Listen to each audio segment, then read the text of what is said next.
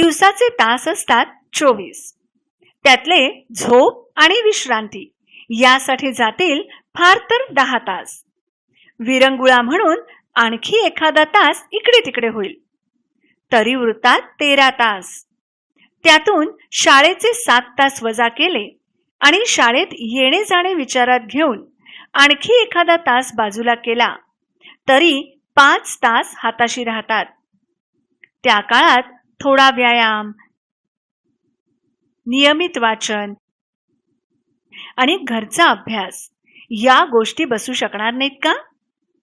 लेखन, वाचन, चिंतन या मनोबल वाढवणाऱ्या गोष्टी सावकाशीने आणि सातत्याने करायच्या असतात.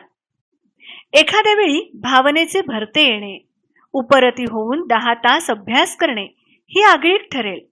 भरते म्हणजे उधाण, उपरती होणे म्हणजे पश्चात्ताप होऊन एखादी कृती करण्यास प्रवृत्त होणे. आगळीक म्हणजे चूक. अशा अल्पकालीन उमाळ्याने काय होणार आहे? उमाळा म्हणजे उद्रेक, तीव्र इच्छा.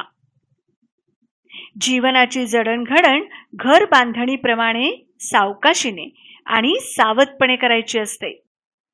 महात्मा गांधी, पंडित नेहरू, महर्षी कर्वे यांनी वेळ मिळत नाही अशी तक्रार कधीच केली नाही.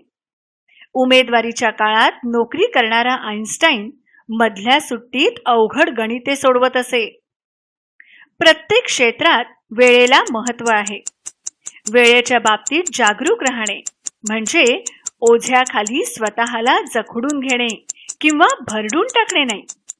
अगदी आनंदाने, उत्साहाने, वृत्तीच्या प्रसन्नतेने जीवनात येणारे क्षण उजळून टाकणे हाच खरा जीवन गौरव.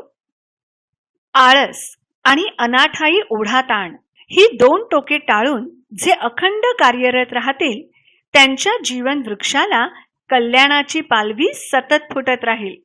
अनाठायी म्हणजे व्यर्थ, उगाच.